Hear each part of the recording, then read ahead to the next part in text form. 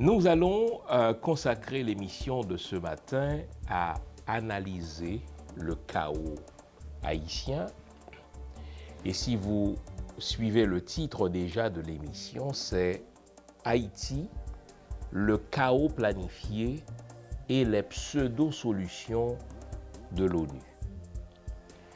Vous notez déjà le cadre à l'intérieur duquel je vais analyser cette crise haïtienne. Donc c'est une crise chaotique, c'est un chaos planifié. Ce qui nous arrive là, ce n'est pas quelque chose qui nous est tombé du ciel, ce n'est pas quelque chose d'imprévisible, ce n'est pas quelque chose d'imprévu, c'est au contraire la résultante d'une planification. Et quand on parle de planification, il faudra dire, n'est-ce pas, quels sont les planificateurs, quels sont les auteurs, quels sont les concepteurs, quels sont les idéologues de ce chaos planifié.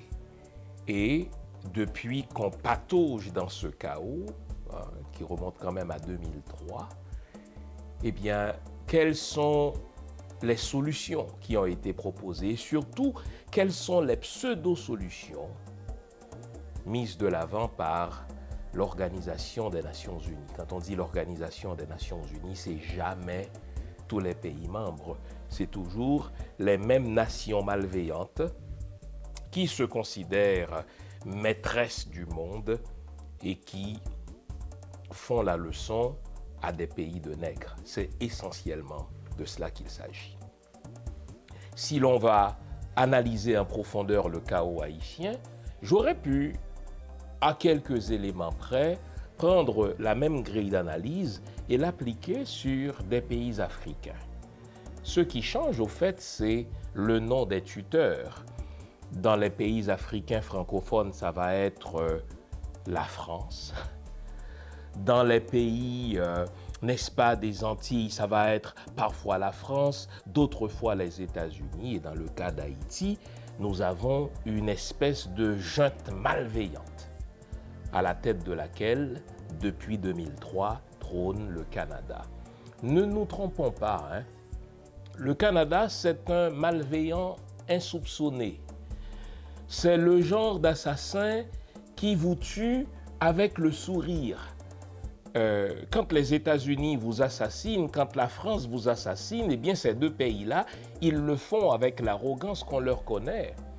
Mais le Canada n'est pas moins une nation malveillante pour Haïti, sauf qu'elle le fait avec le beau petit sourire de Justin Trudeau, il le fait avec, si vous voulez, le sourire en coin de Jean Chrétien, il le fait, n'est-ce pas, avec un visage moins souriant de Stephen Harper, et aujourd'hui il le fait avec, si vous voulez, même les larmes d'un Justin Trudeau ou d'une Mélanie Joly qui est, si vous voulez, sa ministre des Affaires étrangères. Les résultats sont les mêmes. L'intention est la même, faire payer à ce peuple de nègres sa bravoure. Comment ce peuple a-t-il osé défier l'ordre international en battant les plus grandes puissances militaires d'alors et en s'autoproclamant indépendant?